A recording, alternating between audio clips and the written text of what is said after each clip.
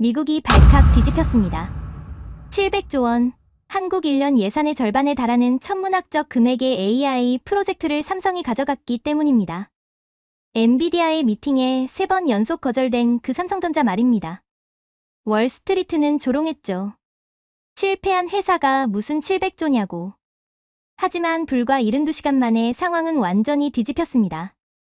오픈AI의 샘 올트먼이 직접 서울로 날아왔고 AMD가 엔비디아를 손절했으며 미국 정부까지 나섰습니다.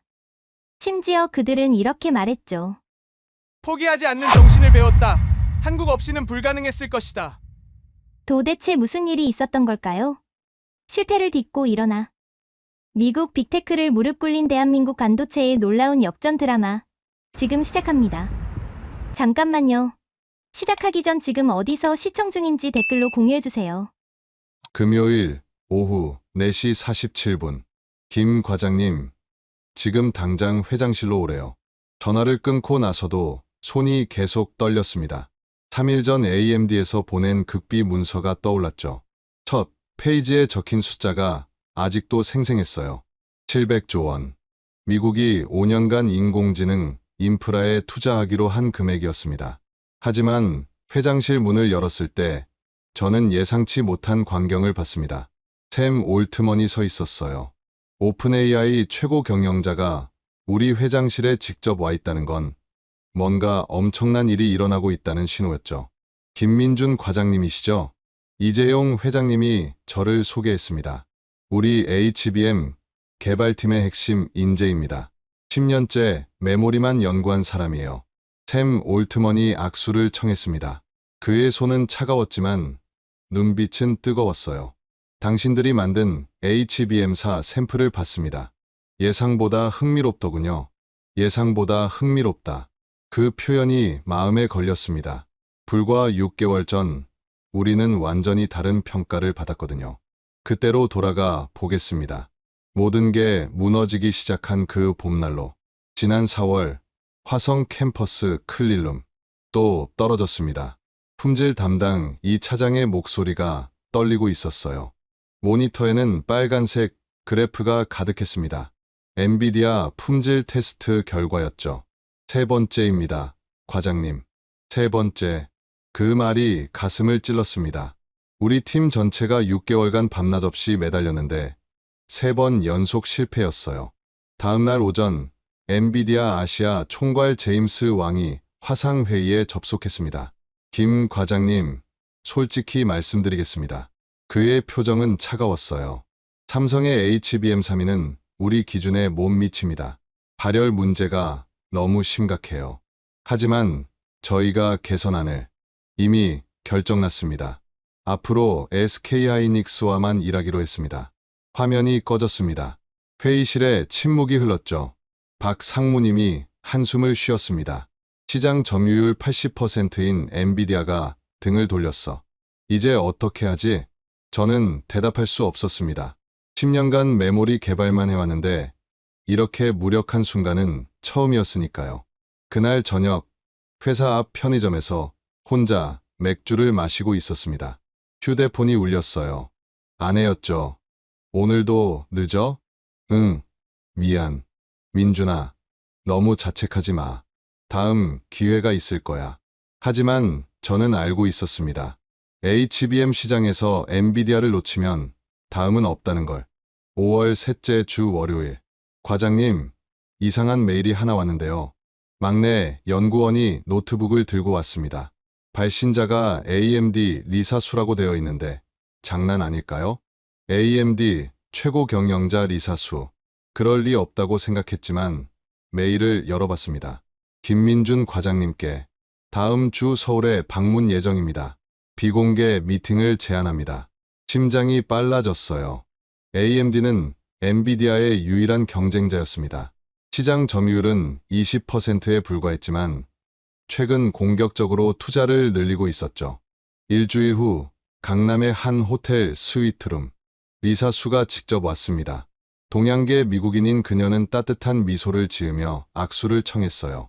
김 과장님, 엔비디아 테스트 결과 들었습니다. 순간 얼굴이 화끈거렸습니다. 실패를 부끄러워하실 필요 없어요. 저도 10년간 인텔과 싸우며 수없이 실패했으니까요.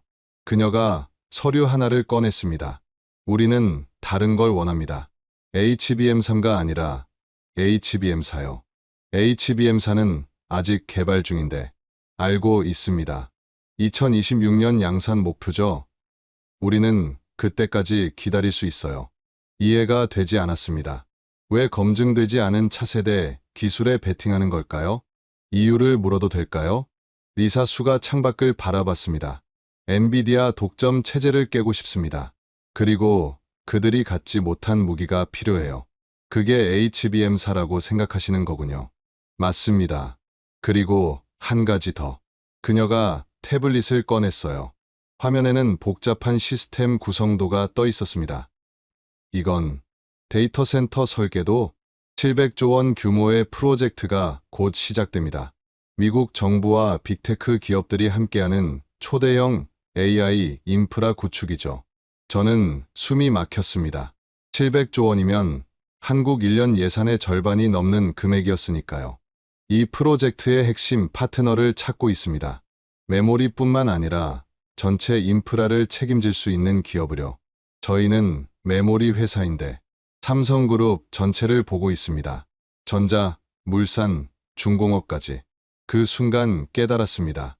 이건 단순한 부품 공급 계약이 아니었어요. 5월 마지막 주 수요일, 72시간 드립니다. 리사 수가 말했습니다. HBM4 프로토타입을 그때까지 보여주세요. 그럼 본격적인 협력을 시작하겠습니다. 72시간. 말도 안 되는 시간이었죠. HBM4는 아직 설계 단계였고 작동 가능한 샘플을 만들려면 최소 2주는 필요했습니다. 불가능합니다. 최소한 일주일은. 김 과장님. 그녀의 눈빛이 진지했어요. 제가 이사회를 설득하려면 뭔가 보여줄 게 필요합니다. 엔비디아 진영에선 삼성이 끝났다고 하거든요. 끝났다. 그 말이 가슴을 후볐습니다. 알겠습니다. 해보겠습니다. 회사로 돌아와 긴급 회의를 소집했어요. 팀원 23명이 모두 모였습니다. 여러분, 72시간 안에 기적을 만들어야 합니다. 다들 멍한 표정이었죠. 과장님, 그게 무슨... 우리가 살아남을 마지막 기회입니다. 그렇게 지옥 같은 72시간이 시작됐어요. 첫날 밤, 기초 설계를 완성했습니다. 둘째 날 새벽, 첫 번째 시제품이 나왔지만 작동하지 않았어요. 팀원들의 눈에 절망이 번졌죠. 포기하지 마. 아직 24시간 남았어. 셋째 날 오후 2시. 작동합니다. 이 차장이 소리쳤어요. 모니터에 녹색 신호가 켜졌습니다. HBM4 프로토타입이 살아난 거예요. 하지만 기뻐할 시간이 없었습니다. 성능 테스트 결과 목표치의 70% 수준이었거든요. 이걸로는 안 돼. AMD도 우릴 포기할 거야. 그때 막내 연구원이 손을 들었습니다. 과장님, 미친 생각인데. 쿨링 시스템을 바꿔보면 어떨까요? 지금 와서 설계를 바꾸라고? 아니요, 물리적으로 쿨링을 강화하는 겁니다. 삼성중공업에서 개발한 특수 냉각 기술이 있대요. 남은 시간은 4시간. 선택의 여지가 없었습니다. 토요일 오전 11시. 리사 수가 다시 왔습니다. 이번엔 기술 임원 3명과 함께였어요. 준비되셨습니까? 네. 테스트가 시작됐습니다. 1분, 2분, 5분. 시간이 지날수록 AMD 임원들의 표정이 변했어요. 이 수치가 맞습니까? 기술 총괄 마크 페이퍼가 물었습니다. 네. HBM4 프로토타입입니다. 전력 효율이 우리 예상보다 30% 높네요. 또 다른 임원이 태블릿을 보며 말했습니다. 대역폭도 마찬가지입니다. 어떻게 이게 가능하죠? 저는 설명을 시작했어요. 72시간 동안 우리가 어떻게 싸웠는지, 마지막 순간 어떤 혁신을 이뤄냈는지. 리사 수가 고개를 끄덕였습니다. 인상적입니다. 하지만 심장이 멎는 것 같았어요. 양산 능력이 문제입니다. 2026년까지 월 10만 개를 생산할 수 있습니까? 월 10만 개. 현재 우리 HBM3 생산량의 5배였습니다. 솔직히 말씀드리면 현재로선 불가능합니다. 실망이 그들의 얼굴에 번졌어요. 하지만 제가 덧붙였습니다. 삼성그룹 전체가 움직인다면 가능합니다. 무슨 의미인가요? 단순히 메모리만 공급하는 게 아니라 데이터 센터 전체를 패키지로 제공하는 겁니다. 삼성물산이 건설하고 중공업이 냉각 시스템을 만들고 전자가 두뇌를 공급하는 거죠. 마크 페이퍼가 리사 수를 받습니다. 흥미로운 제안이네요. 리사 수가 잠시 생각에 잠겼다가 말했어요. 일주일 시간을 드리겠습니다. 구체적인 계획을 가져오세요. 월요일 오전 서초 삼성타운 그룹 전략회의가 열렸습니다. 각 계열사 대표들이 모인 자리였죠. 저 같은 과장이 참석하는 건 이례적이었어요. 이재용 회장님이 직접 회의를 주재했습니다. 오늘 김민준 과장이 특별한 제안을 할 겁니다. 모두 들어주시기 바랍니다. 떨리는 마음으로 프레젠테이션을 시작했어요. 700조 프로젝트. 미국이 추진하는 역사상 최대 규모의 AI 인프라 사업입니다. 삼성물산 대표가 손을 들었습니다. 그래서 우리가 뭘 해야 하는 건가요? 통합 솔루션을 제공해야 합니다. 물산은 데이터 센터 20개를 5년 안에 건설하고 중공업은 혁신적인 냉각 시스템을 개발해야 합니다. 그게 가능하다고 보십니까? 삼성중공업 대표가 물었어요. 어차피 조선업이 어려운 상황 아닙니까? 새로운 돌파구가 필요하지 않으실까요? 분위기가 싸늘해졌습니다. 감히 과장이 대표들에게 이런 말을 하다니. 하지만 이재용 회장님이 말했습니다. 계속하세요. 삼성중공업의 선박 건조 기술을 응용하면 세계 최고의 냉각 시스템을 만들 수 있습니다. 거대한 배를 만드는 기술로 거대한 데이터 센터를 시키는 거죠. 중공업 대표의 표정이 변했어요. 실제로 그런 기술 개발을 검토 중이긴 합니다. 그리고 물산은 이미 중동에서 초대형 건설 프로젝트 경험이 있으시죠? 물산 대표가 고개를 끄덕였습니다. 하지만 데이터 센터는 일반 건물과 다릅니다. 그래서 협력이 필요한 거예요. 전자가 설계하고 물산이 짓고 중공업이 특수 설비를 만드는 겁니다. 회의실에 잠시 침묵이 흘렀어요. 이재용 회장님이 입을 열었습니다. 이건 단순한 사업이 아닙니다. 삼성의 미래가 걸린 일이에요. 그는 일어서서 창밖을 봤습니다. 30년 전 우리는 메모리 사업에 뛰어들 때도 무모하다는 소리를 들었습니다. 하지만 지금 세계 1위입니다. 다시 우리를 돌아봤어요. 이번엔 더 큰 도전입니다. 하지만 할 수 있다고 믿습니다. 그렇게 태스크포스 팀이 구성됐습니다. 세계 계열사에서 50명의 정예 인력이 모였죠.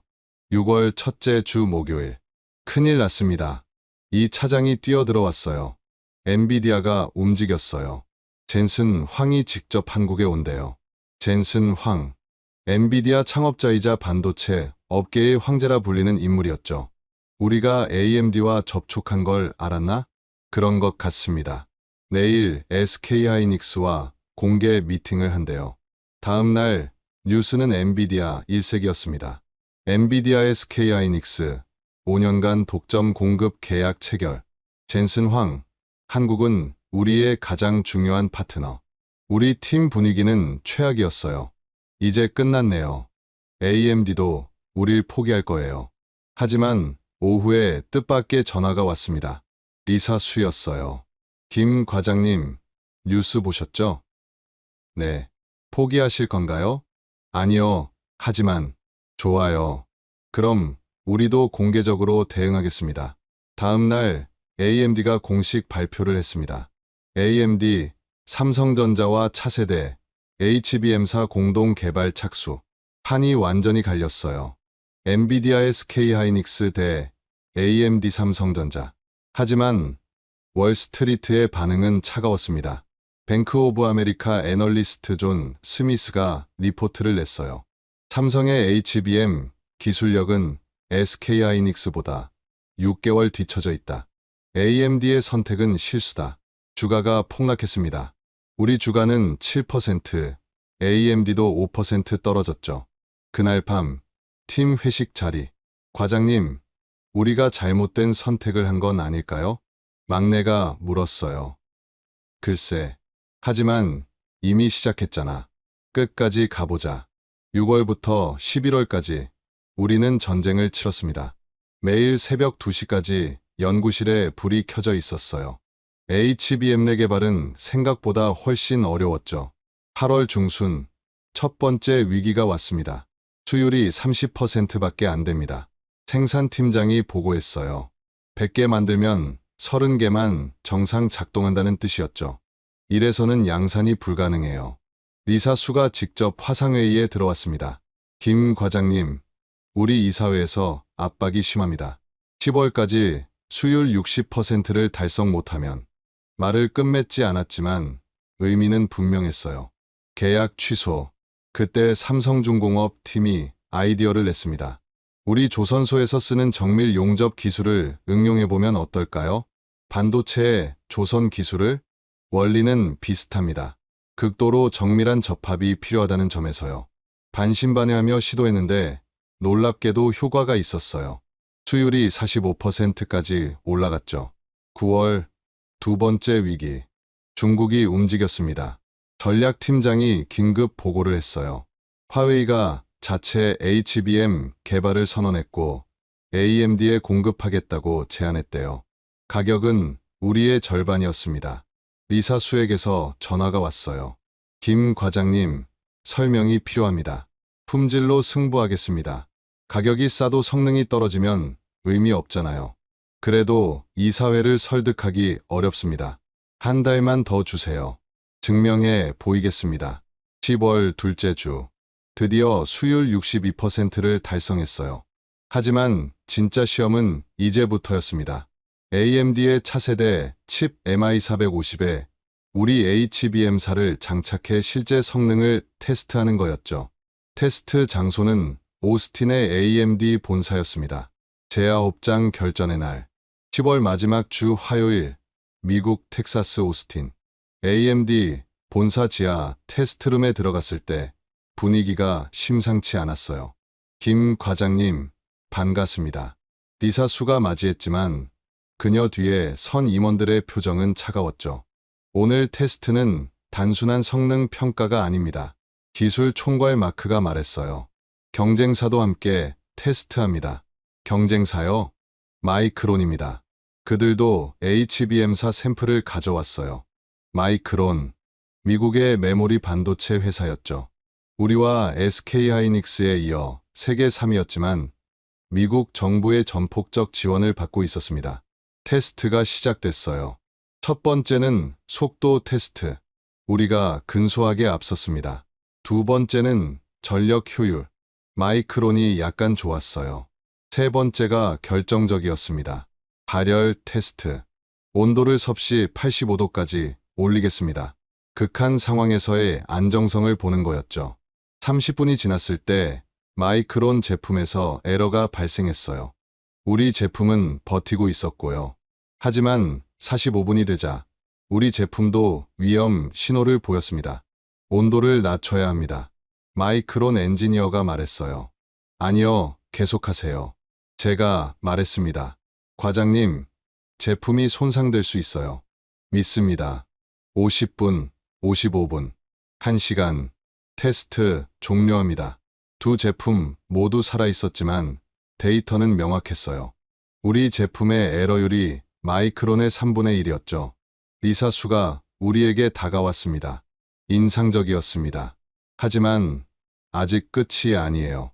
무슨 말씀이신지. 이제 진짜 의사결정권자를 만나야 합니다. 그녀가 문을 열었어요. 그리고 저는 충격을 받았습니다. 샘 올트먼이 서 있었거든요. 10월 마지막 주 화요일, AMD 본사 지하 테스트룸. 샘 올트먼이 천천히 다가왔습니다.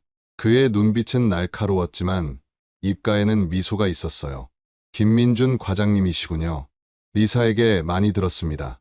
그가 악수를 청했어요. 방금 테스트 결과 봤습니다. 예상보다 흥미롭네요. 또 그 표현이었습니다. 예상보다 흥미롭다. 칭찬인지 아닌지 애매한 그 경계선상의 평가. 하지만 그가 말을 이었어요.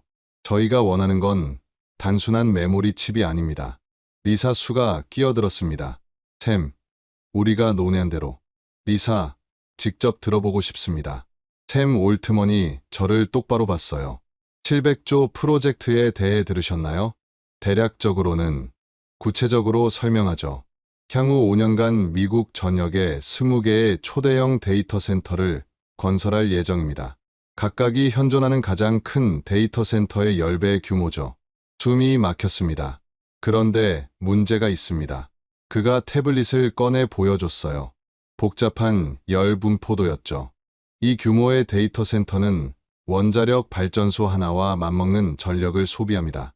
그리고 그만큼의 열을 발생시키죠. 마이크론의 기술 담당자가 끼어들었습니다. 그래서 우리가 준비한 솔루션이 잠시만요. 샘이 그를 제지했어요. 김 과장님, 삼성은 어떤 해법이 있습니까?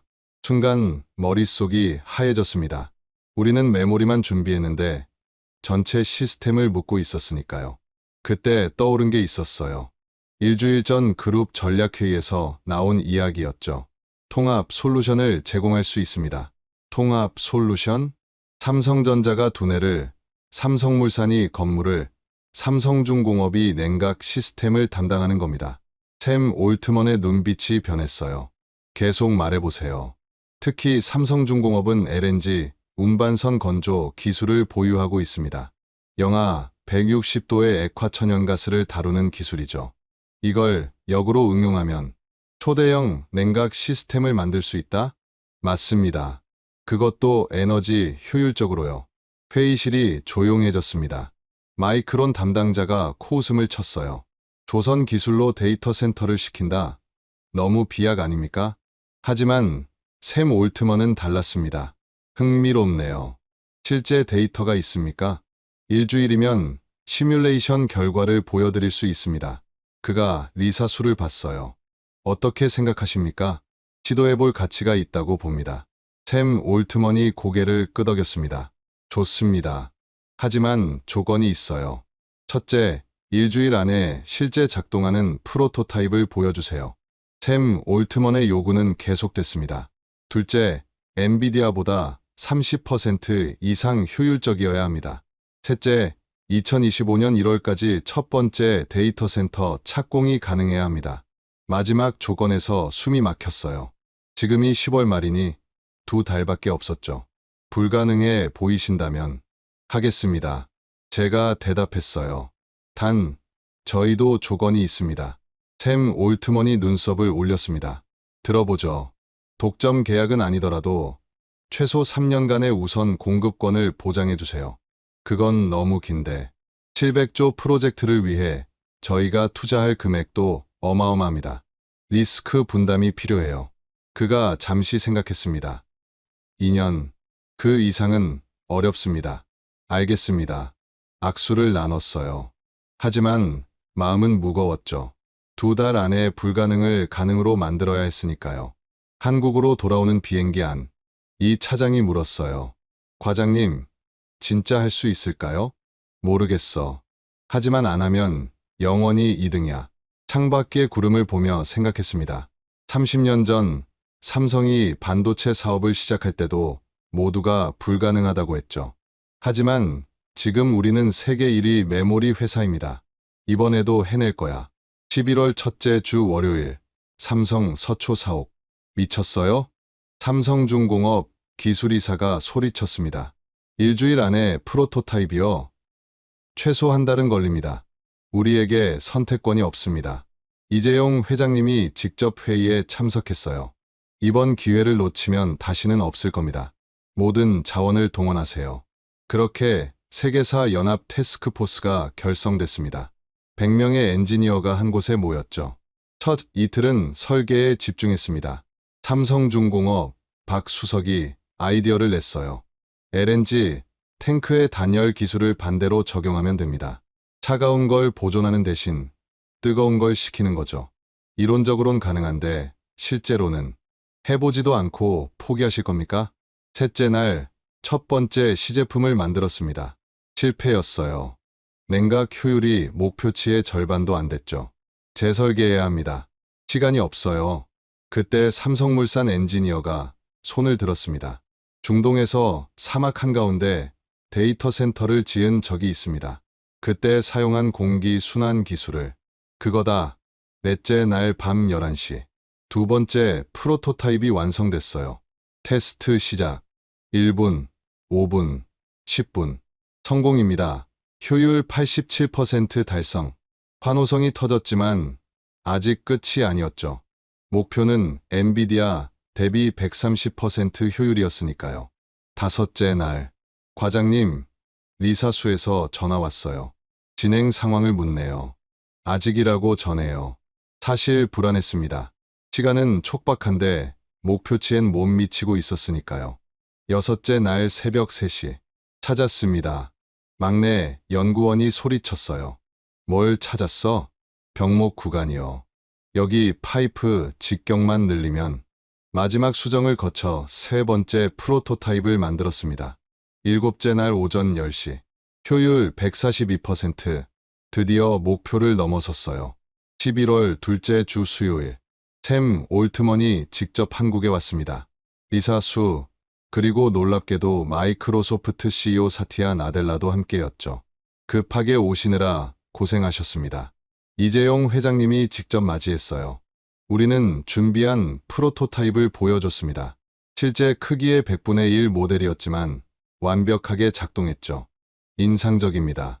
사티아 나델라가 먼저 입을 열었어요. 하지만 실제 규모로 확대했을 때도 같은 효율이 나올까요? 시뮬레이션 결과를 보여드리겠습니다. 다음 1시간 동안 우리는 모든 데이터를 공개했습니다.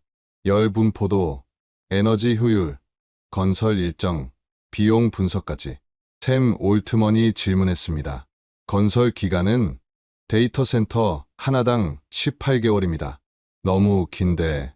대신 동시에 5개를 건설할 수 있습니다. 삼성물산의 글로벌 네트워크를 활용하면요. 리사수가 끼어들었어요. HBM사 공급은 언제부터 가능합니까? 2025년 3월부터 월 5만 개, 6월부터 월 10만 개 가능합니다. 사티아 나델라가 샘 올트먼을 봤습니다. 어떻게 생각하십니까? 흥미롭습니다. 하지만 그 순간 회의실 문이 열렸어요. 죄송합니다. 긴급 상황이라. 비서가 이재용 회장님께 귓속말을 했습니다. 회장님의 표정이 굳어졌어요. 방금 엔비디아에서 발표했답니다. SK하이닉스와 함께 700조 프로젝트 입찰에 참여한다고. 제8장 역습의 시작. 회의실 분위기가 얼어붙었습니다. 샘 올트먼이 휴대폰을 확인했어요. 젠슨 황이 직접 발표했네요. HBM사를 6개월 앞당겨 출시하고 가격도 20% 인하한다고. 마이크로소프트도 움직였습니다. 사티아 나델라가 전화를 받더니 표정이 심각해졌어요. 우리 이사회에서 재검토하자고 합니다. 엔비디아의 제안을 들어보고 결정하자고. 리사수가 한숨을 쉬었습니다. 이렇게 될 줄 알았어요. 젠슨은 절대 가만히 있지 않죠. 분위기는 최악이었습니다. 우리가 일주일 동안 밤낮 없이 준비한 게 한순간에 무너질 위기였으니까요. 그때 이재용 회장님이 일어섰습니다. 잠시만요. 모두가 그를 봤어요. 우리도 준비한 게 있습니다. 회장님이 비서에게 신호를 보냈습니다. 새로운 프레젠테이션이 화면에 떴어요. 스타게이트 프로젝트라고 명명했습니다. 스타게이트, 샘 올트먼이 되물었어요. 미래로 가는 관문이라는 의미입니다. 이재용 회장님이 리모컨을 들었습니다. 지금까지 보여드린 건 기본 패키지였습니다. 이제 진짜를 보여드리죠. 화면이 바뀌었어요. 거대한 해상 구조물이 나타났습니다. 수상 데이터 센터입니다. 사티아 나델라가 앞으로 몸을 기울였어요. 수상이요? 삼성중공업이 개발한 부유식 플랫폼입니다. 바다 위에 데이터 센터를 띄우는 거죠. 그게 가능합니까? 이미 울산 앞바다에서 테스트 중입니다. 다음 슬라이드. 해수를 이용한 자연 냉각으로 에너지 소비를 60% 줄일 수 있습니다. 샘 올트먼이 일어섰어요. 잠깐, 이건 정말 작동합니까? 다음 주에 직접 보여드리겠습니다. 리사수가 말했습니다. 태풍이나 지진은요? LNG 운반선 기술을 적용했습니다. 10m 파도에도 견딥니다. 회의실이 술렁였어요. 사티아 나델라가 계산기를 두드렸습니다. 이 정도 에너지 절감이면 10년간 운영비가 300조 원 절감됩니다. 이재용 회장님이 대답했어요. 샘 올트먼이 리사 수를 받습니다. 두 사람이 눈빛을 교환했죠. 일주일 시간을 더 주시죠. 샘이 말했어요. 울산에 가서 직접 확인하고 싶습니다.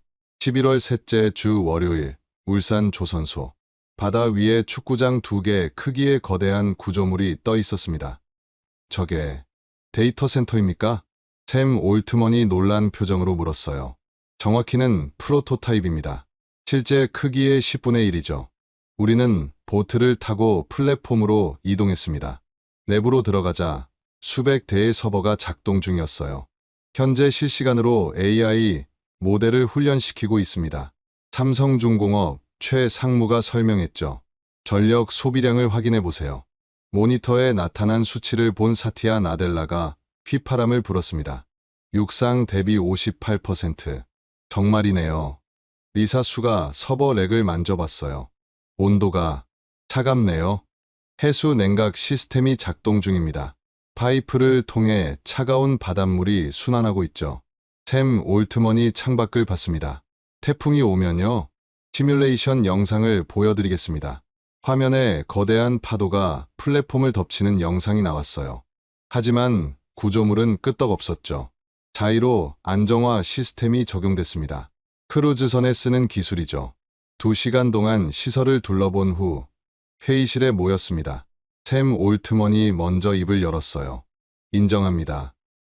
이건 예상을 뛰어넘네요. 하지만 그의 표정은 여전히 신중했습니다. 그래도 리스크가 있습니다. 엔비디아는 이미 검증된 기술이고 그때 리사 수가 끼어들었습니다. 샘, 우리가 왜 이 프로젝트를 시작했는지 기억하세요? 혁신이었잖아요. 안전한 선택을 하려면 처음부터 시작하지 않았을 겁니다. 사티아 나델라가 고개를 끄덕였어요. 리사 말이 맞습니다. 마이크로소프트도 클라우드 시장에 뛰어들 때 모두가 미쳤다고 했죠. 11월 넷째 주 수요일 서울. 최종 협상 테이블에는 양측 대표들이 모두 모였습니다. 오픈AI, AMD, 마이크로소프트, 그리고 삼성그룹. 조건을 정리하겠습니다. 샘 올트먼이 문서를 펼쳤어요. 삼성은 HBM사를 2년간 우선 공급하고 데이터 센터 5개를 2026년까지 완공한다. 맞습니다. 대신 우리는 초기 투자금 100조 원 중 30조 원을 선지급한다. 이재용 회장님이 고개를 끄덕였습니다. 그런데 샘이 말을 이었어요. 한 가지 더 필요합니다. 무엇입니까? 보증입니다. 만약 실패하면 분위기가 무거워졌어요. 이재용 회장님이 잠시 침묵했다가 말했습니다. 삼성전자 지분 5%를 담보로 걸겠습니다. 모두가 숨을 멈췄어요. 그 정도 지분이면 시가 20조 원이 넘었으니까요. 회장님, 옆에 있던 임원이 말렸지만 회장님은 단호했습니다. 우리가 자신 있다는 증거입니다. 샘 올트먼이 리사 수와 사티아 나델라를 봤어요. 세 사람이 잠시 눈빛을 교환했습니다. 좋습니다. 샘이 일어섰어요. 함께 미래를 만들어 봅시다. 악수가 오갔습니다. 하지만 그때 회의실 문이 벌컥 열렸어요. 죄송합니다. 긴급 뉴스입니다. 비서가 뛰어들어왔습니다. 엔비디아가 방금 기자회견을 열었습니다. 중국 정부와 손잡고 별도의 AI 인프라를 구축한대요. 규모는 1000조 원입니다. 회의실에 충격이 감돌았습니다. 1000조? 사티아 나델라가 믿을 수 없다는 표정을 지었어요. 중국이 그런 자금을 동원할 수 있습니까?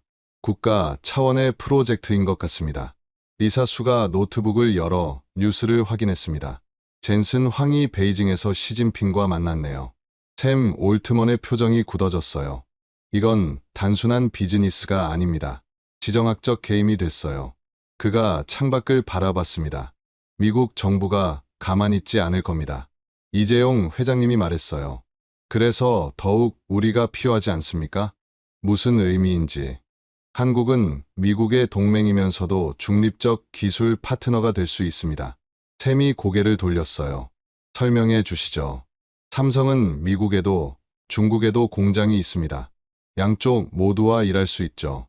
하지만 핵심 기술은 한국이 보유합니다. 사티아, 나델라가 끼어들었습니다. 일종의 기술 완충지대가 되겠다는 거군요. 정확합니다. 리사 수가 일어섰어요. 이제 선택의 시간입니다. 엔비디아 중국 동맹에 맞서려면 우리도 움직여야 합니다. 샘 올트먼이 깊게 숨을 들이쉬었습니다. 24시간 시간을 주세요. 워싱턴과 상의해야 합니다. 그렇게 회의는 중단됐어요. 그날 밤 저는 잠을 이룰 수 없었습니다. 우리의 운명이 24시간 안에 결정될 거였으니까요. 제3부 700조의 무게, 제7장 워싱턴의 결정. 11월 마지막 주 목요일 새벽 3시 전화벨이 울렸습니다. 김 과장님, 샘 올트먼입니다. 목소리에 피로가 묻어났어요. 방금 백악관 회의가 끝났습니다. 한국으로 다시 가고 있어요. 결과는 직접 만나서 얘기합시다. 한 가지만 미리 말씀드리면 판이 완전히 바뀌었습니다. 전화가 끊겼어요. 불안과 기대가 교차했죠. 오전 11시 삼성 서초 사옥. 샘 올트먼이 들어왔을 때 그의 뒤에 낯선 사람들이 있었습니다. 미 국무부 기술안보 담당관입니다. 정부 관계자들이었어요. 이건 정말 국가적 사안이 된 거였죠. 단도직입적으로 말씀드리겠습니다. 샘이 시작했어요. 미국 정부가 700조 프로젝트를 1500조로 확대하기로 했습니다. 숨이 멎는 것 같았습니다. 1500조요? 중국의 도전에 대응하기 위해서입니다. 그리고 그가 우리를 봤어요. 삼성을 핵심 파트너로 지정하고 싶습니다. 이재용 회장님이 물었습니다. 조건이 있겠죠? 네. 첫째, 생산량의 60%는 미국과 동맹국의 우선 공급. 둘째, 핵심 기술은 미국 내 보관. 셋째, 그가 잠시 멈췄어요. 한국 정부의 공식 참여가 필요합니다. 12월 첫째 주 월요일, 청와대. 대통령님이 직접 결정하실 사안입니다. 산업부 장관이 브리핑을 마쳤어요. 저도 기술 자문으로 참석했죠. 믿기 어려웠습니다. 일개 과장이 청와대 회의에 참석하다니. 중국이 가만히 있지 않을 텐데. 외교부 장관이 우려를 표했어요. 이미 베이징에서 경고 신호를 보내왔습니다. 하지만 경제부총리는 달랐습니다. 이 기회를 놓치면 한국은 영원히 AI 시대의 변방국가가 됩니다. 2시간의 경론 끝에 결정이 내려졌어요. 참여합니다. 단, 조건이 있습니다. 대통령이 말했죠. 한국 기업이 단순 하청업체가 아닌 동등한 파트너로 대우받아야 합니다. 이틀 후 한미 정상 간 화상회의가 열렸습니다. 그리고 12월 5일 한미 AI 동맹 공식 발표. 전 세계가 주목했어요. 중국은 즉각 반발했고 일본은 당황했고 유럽은 관망했습니다. 하지만 우리는 이미 시작한 거였죠. 돌아갈 수 없었습니다. 12월 둘째 주 삼성 화성 캠퍼스. 첫 번째 양산 테스트를 시작합니다. HBM4 생산 라인이 가동됐어요. 목표는 하루 1000개. 하지만 첫날 결과는 처참했죠. 312개. 수율 31%입니다. 팀원들의 표정이 어두웠어요. 다음 날 AMD 임원들이 방문했습니다. 이 속도로는 2026년 목표 달성이 불가능합니다. 마크 페이퍼가 차갑게 말했어요. 한 달 드립니다. 개선이 없으면. 말을 끝내지 않았지만 의미는 명확했죠. 계약 취소. 그날 밤 저는 생산 라인에 남았습니다. 새벽 3시 뭔가 이상한 걸 발견했어요. 온도 편차가, 미세한 온도 변화가 수율을 떨어뜨리고 있었던 겁니다. 공조 시스템을 전면 교체해야 해요. 일주일 만에 시스템을 바꿨습니다. 그리고 12월 셋째 주, 수율 71% 달성, 목표를 넘어섰어요. 리사 수가 직접 전화를 걸어왔습니다. 놀랍습니다. 어떻게 한 겁니까? 한국식 근성이죠. 그녀가 웃었어요. 이제 믿음이 생깁니다. 계속 진행하시죠. 12월 24일 크리스마스 이브. 울산 앞바다에서 역사적인 순간이 있었습니다. 첫 번째 수상 데이터 센터가 완성된 거예요. 전원 공급 시작. 스위치가 켜지자 10만 대의 서버가 동시에 작동하기 시작했습니다. 샘 올트먼, 리사 수, 사티아 나델라가 모두 현장에 있었어요. 성공입니다. 모든 시스템 정상 작동. 환호성이 터졌습니다. 하지만 진짜 시험은 이제부터였죠. AI 모델 훈련을 시작하세요. GPT-5 규모의 초거대 언어 모델 훈련이 시작됐습니다. 1시간, 2시간, 5시간. 안정적입니다. 에너지 효율도 예상치를 넘어서고 있어요. 샘 올트먼이 저에게 다가왔습니다. 김 과장님, 인정합니다. 네. 처음엔 솔직히 의구심이 있었어요. 한국 기업이, 그것도 엔비디아에 밀린 삼성이 해낼 수 있을까 하고. 그가 데이터 센터를 바라봤어요. 하지만 틀렸습니다. 당신들은 다릅니다. 어떤 면에서요? 포기하지 않는다는 점에서요. 실패해도 다시 일어서고 안 되면 될 때까지 하고. 리사 수도 다가왔습니다. 미국 기업들은 효율성을 중시하죠. 안 되면 빨리 포기하고 다른 길을 찾아요. 그게 합리적이지 않나요? 때로는 그래요. 하지만 때로는 김 과장님처럼 끝까지 파고드는 게 필요합니다. 사티아 나델라가 끼어들었어요. 이제 알겠습니다. 한국이 왜 70년 만에 최빈국에서 선진국이 됐는지. 제열한장 예상치 못한 도전. 2025년 1월 둘째 주. 새해가 밝았지만 우리에게는 위기가 찾아왔습니다. 중국이 보복을 시작했습니다. 전략팀장이 긴급 보고를 했어요. 삼성전자 중국 공장에 대한 검열을 시작했고 핵심 원자재 수출을 제한하고 있습니다. 더 큰 문제는 따로 있었죠. 엔비디아가 가격을 40% 인하했습니다. 미친 가격이었어요. 손해를 보면서까지 우리를 압박하는 거였죠. 주가가 폭락했습니다. 삼성전자는 하루 만에 10%가 떨어졌어요. 이대로는 버틸 수 없습니다. 긴급 이사회가 소집됐죠. 일부 이사들은 철수를 주장했습니다. 지금이라도 손 떼야 합니다. 중국 시장을 잃을 순 없어요. 하지만 이재용 회장님은 단호했습니다. 여기서 물러나면 영원히 2등입니다. 하지만 회장님, 30년 전 우리가 메모리 사업을 시작할 때도 똑같았습니다. 일본이 압박했고 모두가 포기하라고 했죠. 그가 일어섰어요. 하지만 우리는 버텼고 이겼습니다. 이번에도 그럴 겁니다. 1월 셋째 주. 뜻밖의 지원군이 나타났습니다. 유럽연합이 참여하고 싶다고 합니다. EU 디지털 담당 집행위원이 직접 서울을 방문했어요. 우리도 독자적인 AI, 인프라가 필요합니다. 삼성과 협력하고 싶습니다. 일본도 움직였습니다. 소프트뱅크가 300조 원 투자를 제안했습니다. 손정혜 회장이 직접 왔어요. 김 과장님, 당신들이 만든 수상 데이터 센터를 일본에도 만들고 싶습니다. 판이 커지고 있었어요. 미국, 한국, 동맹 대중국 엔비디아. 그런데 여기서 인도까지 참여 의사를 밝혔습니다. 우리는 12억 인구를 가진 거대 시장입니다. 삼성과 함께하고 싶어요. 2월 첫째 주. 드디어 우리의 반격이 시작됐습니다. HBM사 양산 성공. 월 10만 개 생산 달성. 언론들이 대서특필했어요. 더 중요한 건 성능이었죠. 엔비디아 대비 전력 효율 45% 우수. 마침내 역전이 시작된 거였습니다. 2월 둘째 주, 샌프란시스코.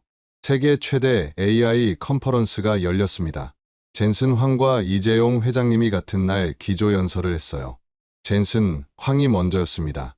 AI의 미래는 성능입니다. 엔비디아는 최고의 성능을 보장합니다. 화려한 프레젠테이션이었죠. 다음은 이재용 회장님. AI의 미래는 지속 가능성입니다. 삼성은 지구를 생각합니다. 수상 데이터 센터 영상이 나왔어요. 바다와 조화를 이루며 작동하는 모습이 아름다웠죠. 전력 소비 60% 절감. 탄소 배출 제로. 청중들이 술렁였습니다. 질의응답 시간. 한 기자가 물었어요. 젠슨 황 CEO님, 삼성의 수상 데이터 센터에 대해 어떻게 생각하십니까? 그가 잠시 침묵했다가 답했습니다. 흥미로운 시도입니다. 하지만 검증이 필요하죠. 그때 리사 수가 일어섰어요. 이미 검증됐습니다. AMD는 삼성과 함께 3개월간 운영했고 단 한 번의 장애도 없었습니다. 분위기가 반전됐죠. 샘 올트먼도 발언했습니다. 오픈AI는 삼성의 기술력을 신뢰합니다. 그래서 1500조 프로젝트를 함께하는 거죠. 3월 첫째 주, 놀라운 일이 일어났습니다. 젠슨 황이 비공개 미팅을 요청했습니다.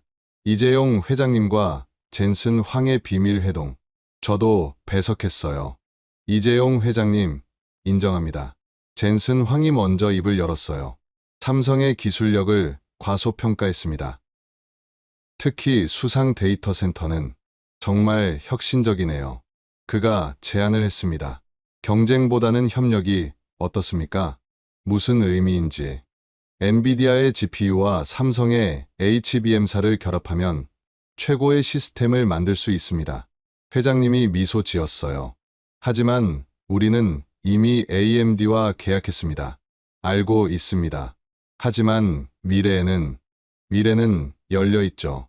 두 거인이 악수했습니다. 경쟁자에서 미래의 파트너로. 4월 둘째 주, 드디어 첫 번째 성과가 나왔습니다. 스타게이트 데이터 센터 1호기 완공.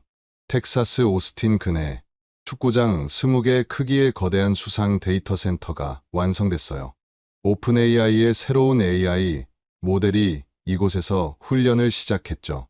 이전보다 10배 빠른 속도로 학습 중입니다. 샘 올트먼이 직접 발표했어요. 이것이 가능한 이유는 삼성의 HBM사와 혁신적인 냉각 시스템 덕분입니다. 주가가 폭등했습니다. 삼성전자는 사상 최고가를 경신했고 AMD도 30% 올랐어요. 더 중요한 건 다른 기업들의 반응이었죠. 구글도 참여하겠습니다. 메타도요. 아마존도 합류합니다. 700조 프로젝트는 어느새 3000조 프로젝트가 되어 있었습니다. 10월, 1년 후, 저는 이제 상무가 됐습니다. 파격적인 승진이었지만 아무도 이의를 제기하지 않았죠. 금요일 오후 4시 47분, 정확히 1년 전 그 시각, 샘 올트먼에게서 전화가 왔어요. 김 상무님, 축하드립니다. 무슨 일로? 방금 발표했습니다. 스타게이트 10호기까지 완공됐고 AI 훈련 비용이 90% 감소했다고. 그건 우리 모두가 이룬 성과죠. 맞습니다. 하지만 그가 잠시 멈췄어요. 한국이 없었다면 불가능했을 겁니다. 리사 수도 화상으로 연결됐습니다. 김 상무님, 우리가 처음 만났을 때 기억나세요? 엔비디아 테스트에서 떨어진 직후였죠. 그때 전 솔직히 반신반의했어요. 실패한 팀과 함께 도전한다는 게 후회하십니까? 아니요. 최고의 선택이었습니다.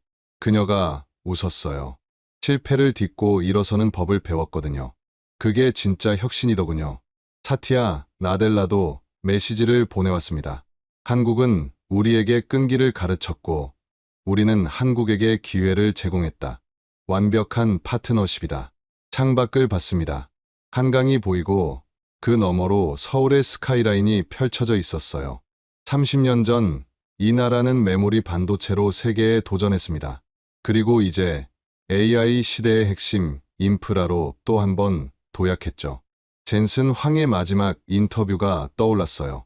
삼성과 한국에서 배운 게 있다. 기술력만으로는 부족하다. 진짜 필요한 건 포기하지 않는 정신이다. 휴대폰이 울렸습니다. 이재용 회장님이었어요. 김 상무, 다음 도전 준비됐나? 무엇이든지요. 이번엔 양자 컴퓨터야.